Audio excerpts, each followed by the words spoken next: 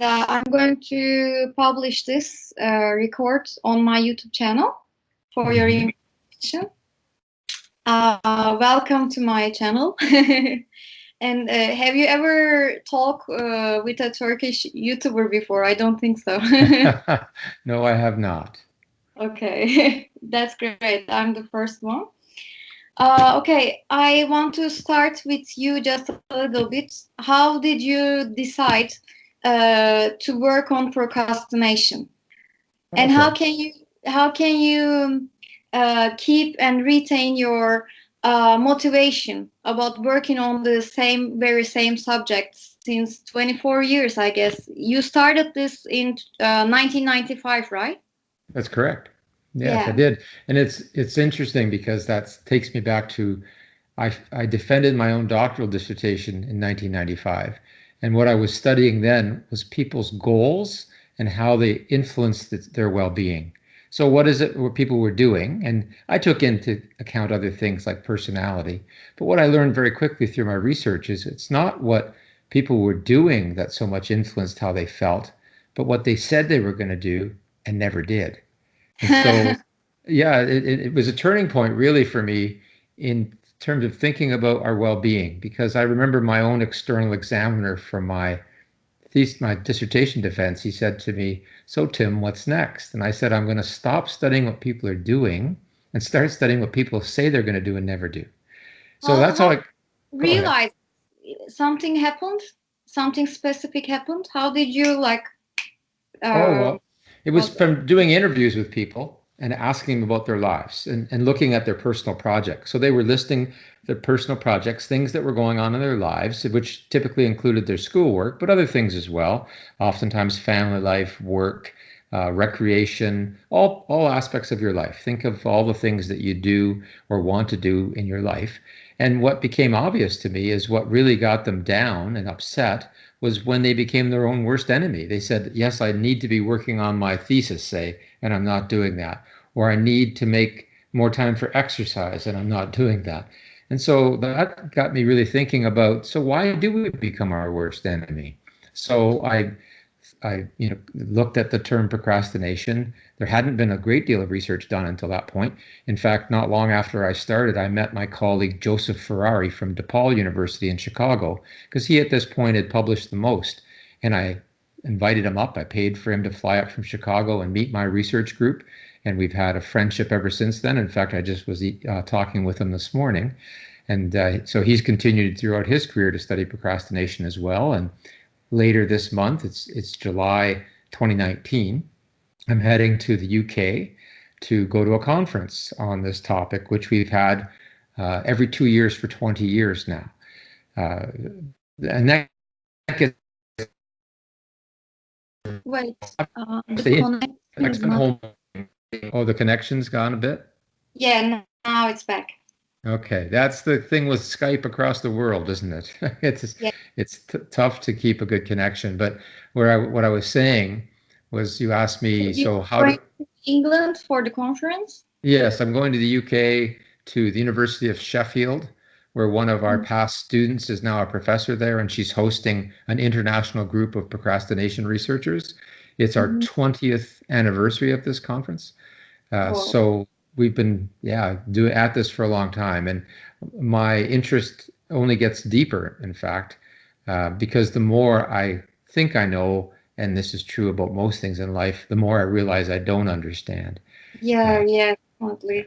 And I want to introduce myself a little bit and how I ended up uh, meeting with you.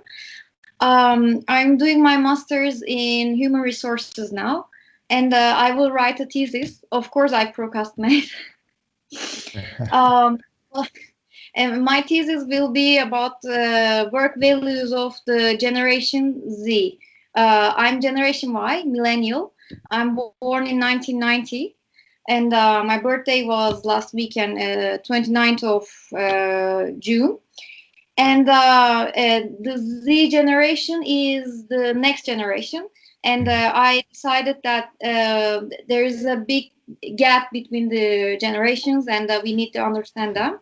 So I will go on working on the generations. Probably I will go on my PhD, just like you do, on the working on the same topic. But I'm thrilled about the process. And this June, at the beginning of the June, at the same week, my teacher was talking to me, and it made me feel very bad because she told me that, Pychyl, I understand you. She's a very good HR manager and academician. She told me that I understand you very well. You're a rebel, and you don't like to get deeper in anything. But you have to dig something in life. And please give me a very good presentation of your thesis. Before giving a thesis, we need to give papers to the university. Mm-hmm. And I was not good at that. And that shocked me. And at the very same week, by coincidence, there was an HR professional who suggested your book in Turkish. They made this is the Turkish version of your book, okay, by the way. Did you see? Did you check before they publish? No. No, you didn't? Okay. We don't have a word for procrastination in Turkish, exactly a word. So they made a word game. In Turkish is a phonetic language. Mm-hmm. They wrote procrastination in mm-hmm. Turkish phonetics. And they made a very funny pictures on it. I love the book. And thanks for keeping it short. And yes, it's important. After reading your book, I started questioning myself. And I found a video I want to send you, by the way. I will send you now. It's about the psychology of self-sabotage and resistance. Mm-hmm. And I want to read something from there. It says that resistance is the set of cycle behavioral patterns and habits which inhibits us from heading the call of our higher self. Excuses, rationalizations, fears, laziness, depression, anxiety, procrastination, and the tendency to self-medicate are all manifestations of resistance. And I realized that after reading your book and everything, this Goethe and all of the literature about the angels and Lucifer and everything. Ego is the biggest enemy in ourselves. I realized that. And I also realized that I'm still keeping effects of some behavioral patterns that I took from my family. Because a few years ago, I realized that I'm coming from a narcissistic family. And this year, for 3 or 4 years, I was struggling with, I was so angry to them. And I was always giving excuses, and I was always shouting at them. I went to Australia, but still making problems. But now this year, I decided to grow up. That's good. Good choice. Unfortunately, this Lucifer, or the ego in me, is like keeping me down always. And I realized that I have so much fears about accomplishing anything. And sometimes I don't even want to get up in the morning. Because of these reasons, because I have so much things to do. Right. And you have articles about it, I guess, about parenting and procrastination, and also the self-worth that we get in our adolescent times, the complexity of the relation between fear of failure and procrastination. I have read your book. You are telling us to start right away and maybe construct a daily plan, or reconstruct our plans according to our needs and the emotions, and also staying away from social media, of course. But did you work with the people like me in my situation? And what is your suggestion? Okay. Well, that's Okay. a very, very good description of where you're at, and some things Yeah. do come to mind quite right away. Certainly, we did do some research on parenting style.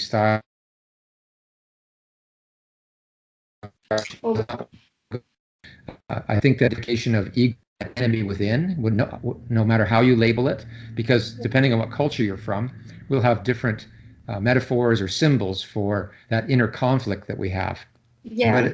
it's interesting that you use the term ego because it made me think of Eastern traditions who really do argue that ego is the enemy, that Mm, yeah. it's false.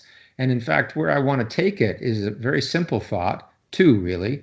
And one is that I think that we all benefit, and we see this from neuroscientific evidence as well, from mindfulness meditation or just a mindful attitude, because mindfulness allows us to experience emotion in a non-judgmental way without Mm, being run or ruled by our emotions. So when you feel something like fear and not wanting to get out of bed, you acknowledge that fear, but you can work from some other place because you know you can take your attention away from it. And in fact, mm, in the book, you might remember I quote Parker Palmer. I really highly recommend to your listeners to look up Parker Palmer and read some of his work. He has a most recent book about aging because he's now 80. It's called On the Brink of Everything. But mm, one of the things, the quote that I use in that book that's very important to me personally, and I think it speaks to all of us, is comes from his book called The Courage to Teach. And he writes, I may have fear, but I need not be my fear because I can work from some other part of my inner landscape. So I can acknowledge, yes, I have fear, but I don't have to be that fear. And that's where the mindfulness comes in. Of course, I can have thoughts, but my thoughts aren't me. This is that ego notion. I can have feelings, but my feelings aren't me. But when mm, we take our thoughts and feelings too seriously, like I'm such a screw up, or I can't do it, or I don't feel like it, or I don't want to. When we take those thoughts and feelings seriously, they will immobilize us. And that's where I agree with you that we become our own worst enemy because we take this surface layer, this ego, as really in control. When in fact, from a very simple meditative perspective, this mindfulness, this non judgmental attitude, we can say, yep, I have these feelings and I have these thoughts, but they do not need to own me. I have other feelings and thoughts too. You have your ambition to do a PhD. You have a vision of yourself as an intelligent woman.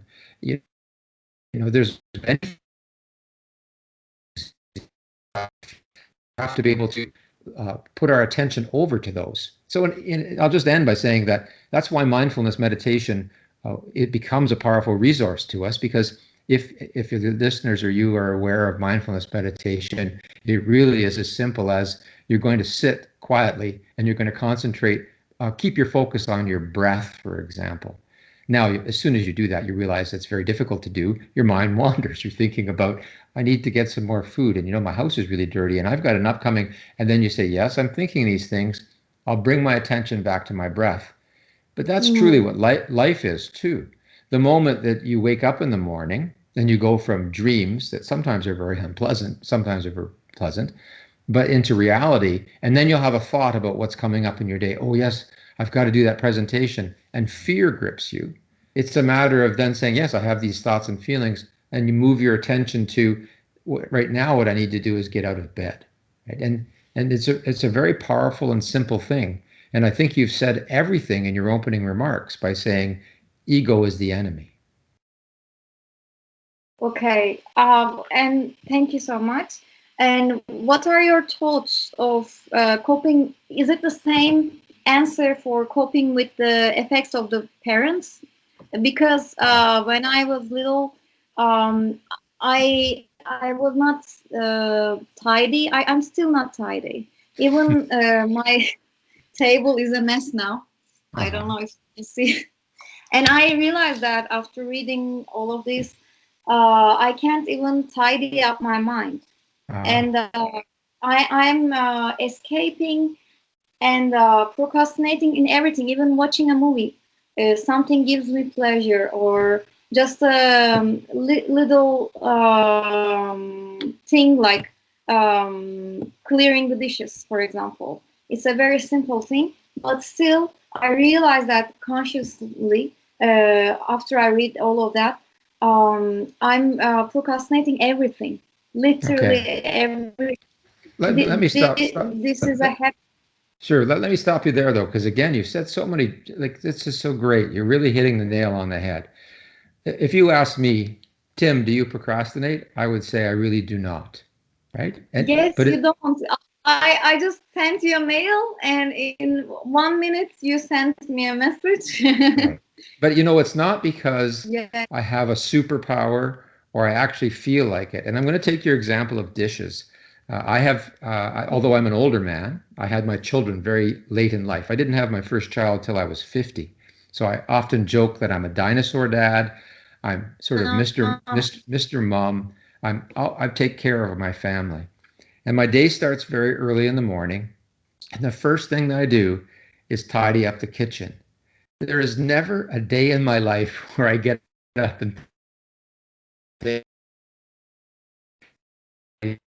I can have all sorts of negative emotions. I can have resentment because why did everyone leave this kitchen like this?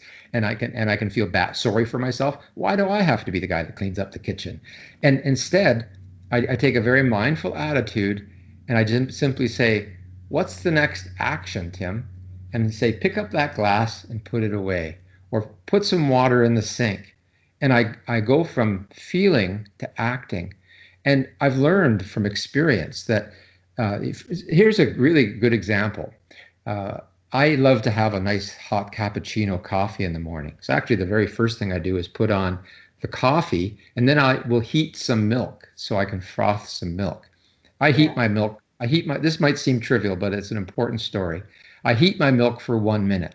Now it's tempting because it's only 1 minute just to stand there and wait for my milk.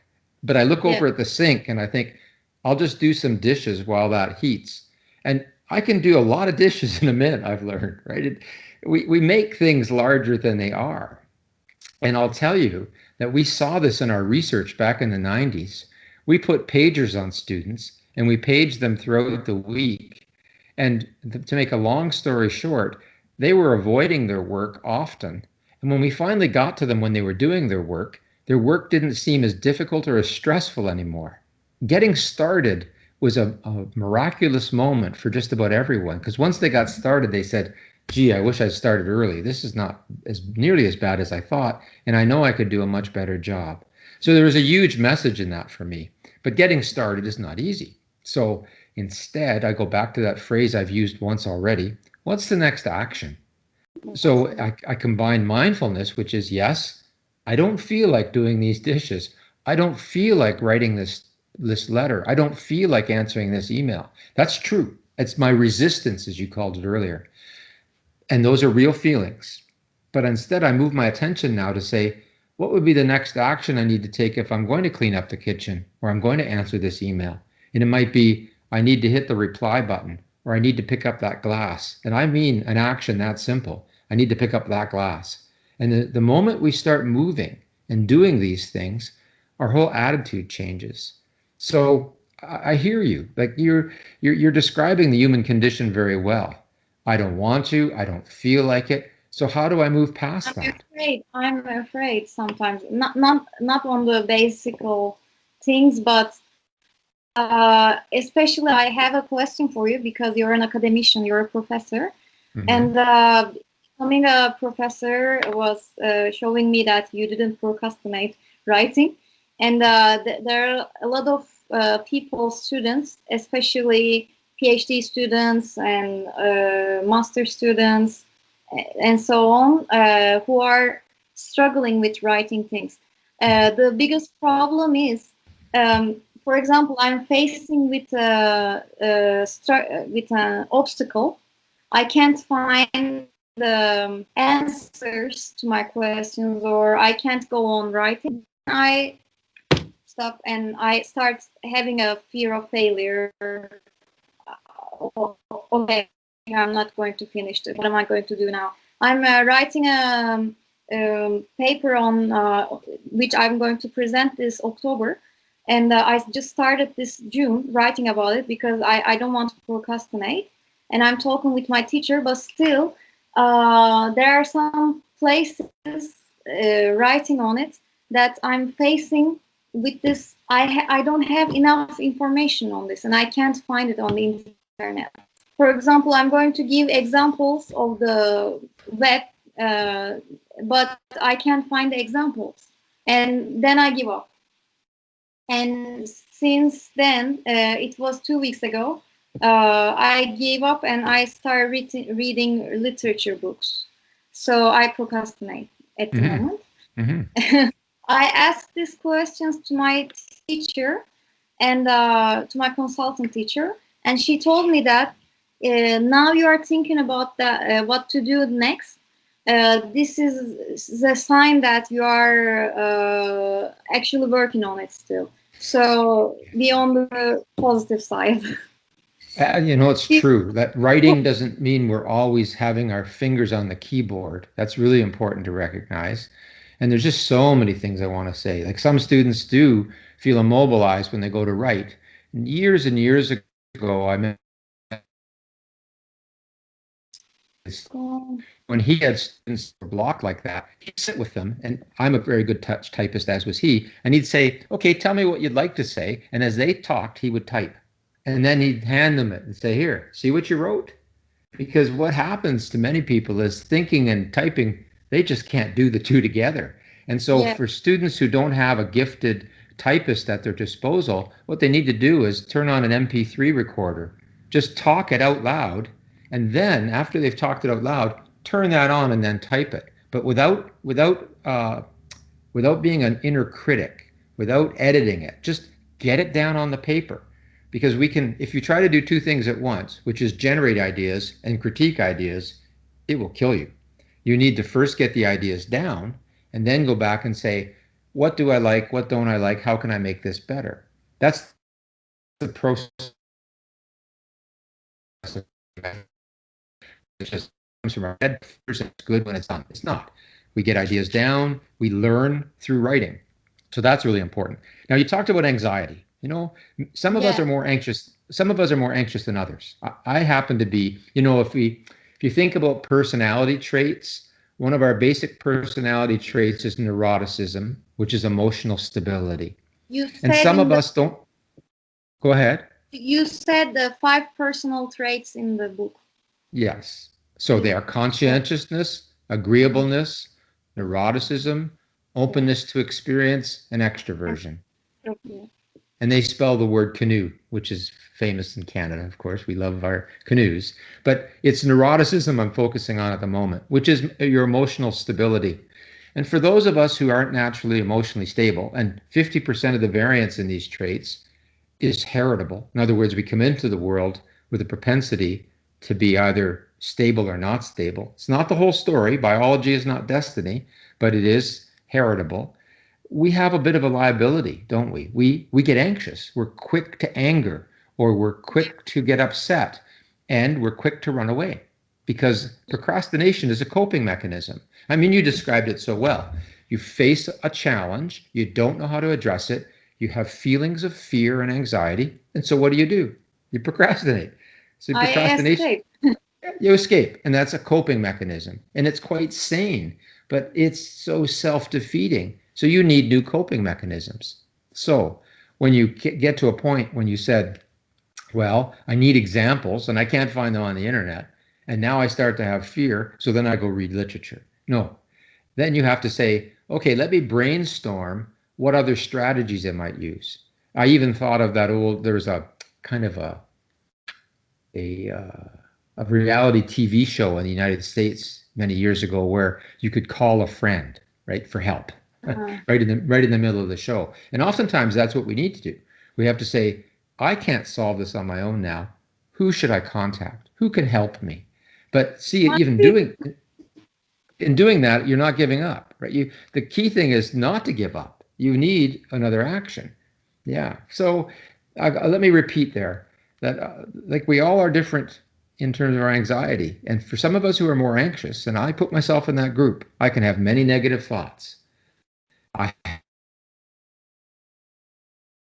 to learn to go on in spite of those negative thoughts, recognizing that if I go here, it's not even going to be worse. Tomorrow I'll hate myself, right? And that's what the problem with procrastination is that it's a downward spiral.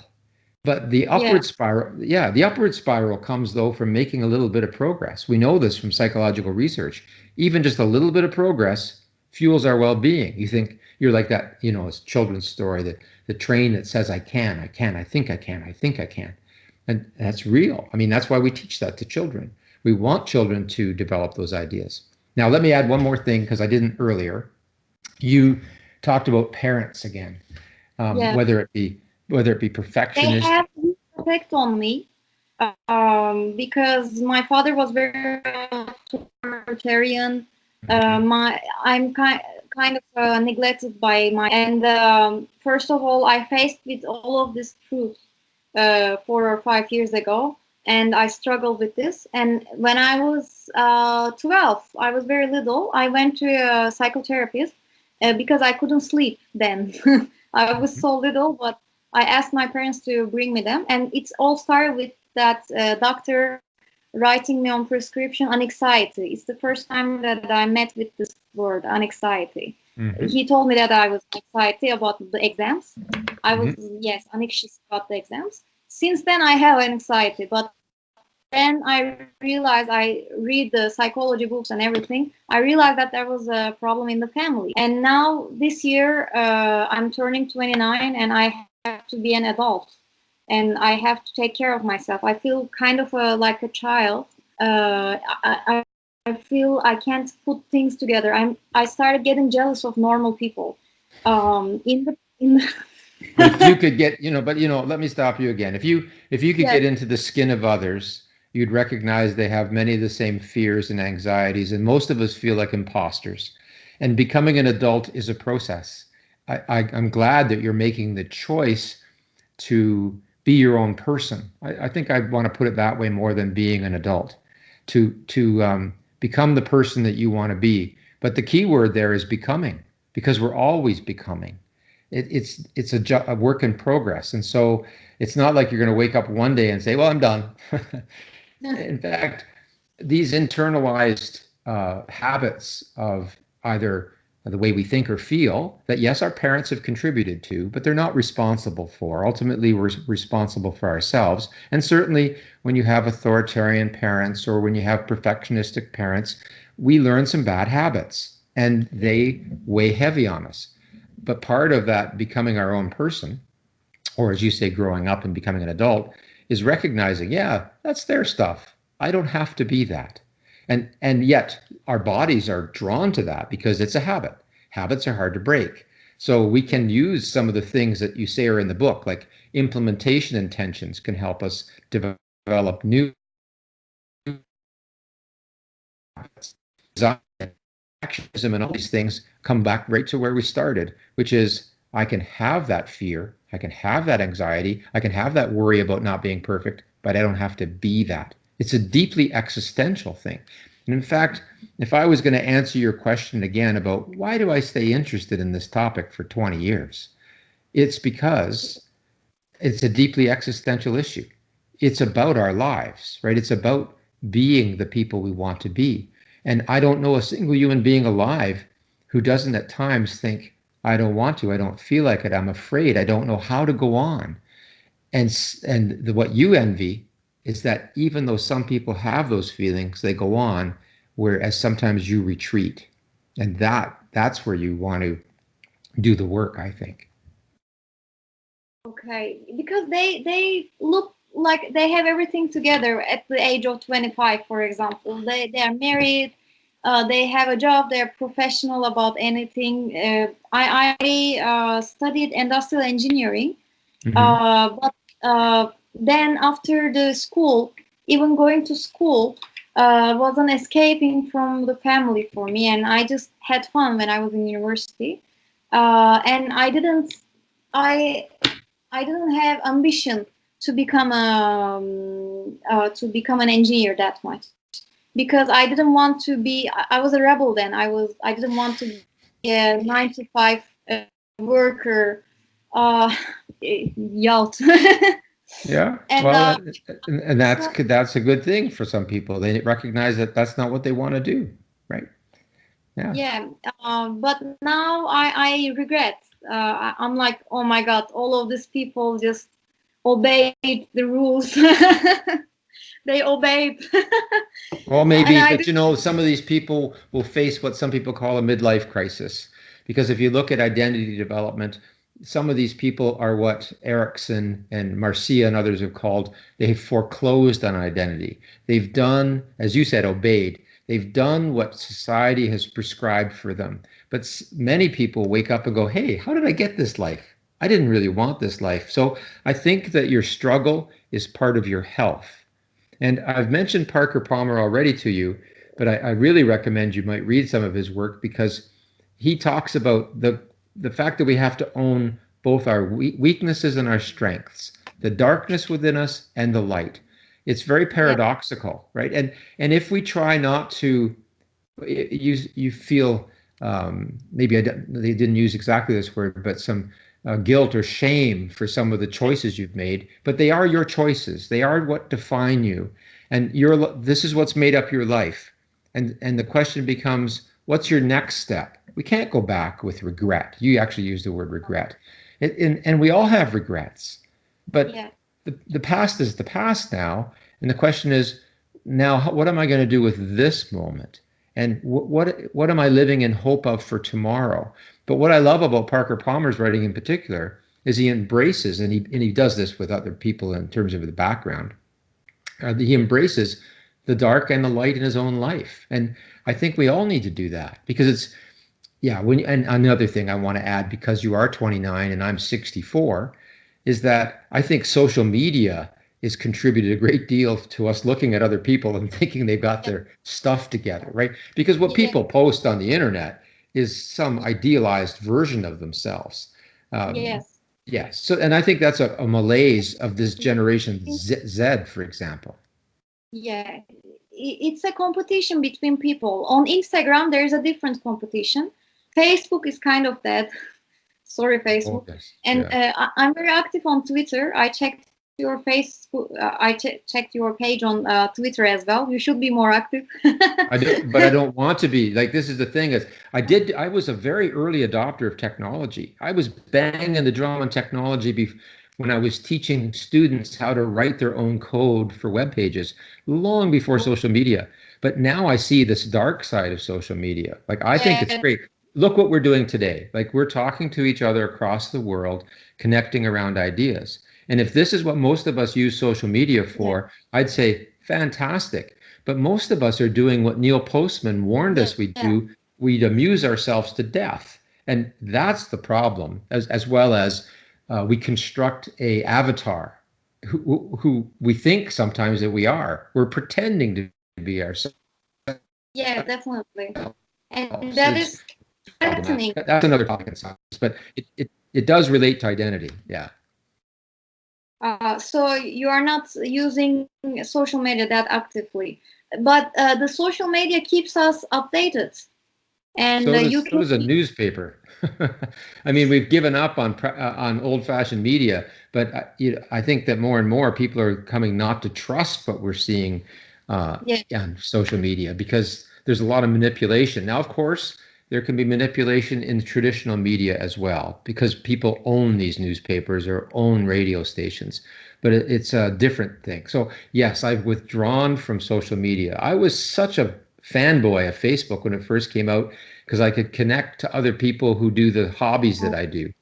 And then I yeah, realized, what's all this other stuff? I'm not interested in this other stuff. And then I realized people are trying to sell me things all the time. yeah. Definitely. And I want to get in because I am very active on Twitter since almost 10 years, mhm. uh, and it contributed me a lot. But now lately, I realize that it's actually stealing my time and my brain power. It does. Also, it makes me jealous because I'm following some professors or other people. Some of them are showing off with their knowledge in there. Twitter is a place like that. They are showing off, and on Yeah. Instagram, people are showing off like what kind of holiday they are at and other stuff. They are. And yeah, okay. They So I make will. they don't make a person, they make a brand. And they want to be influencers. Like this is a different thing, right? It's just a whole different thing. So and I guess the only reason we're here is because we talked about a moment ago, you talked about the fact that you're 29 and you're struggling on becoming who you want to be, and you look at other people and you said you're jealous because they seem to have everything together.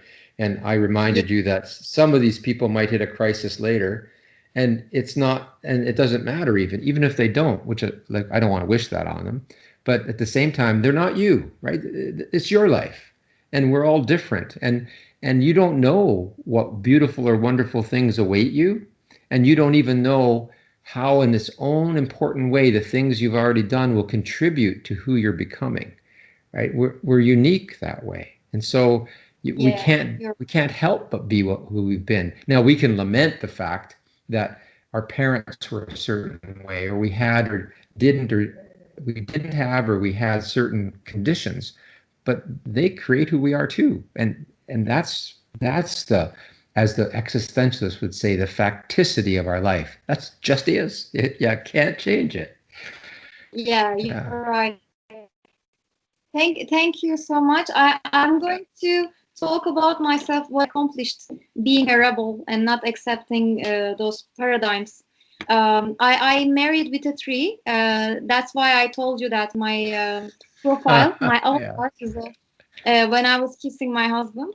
Hmm.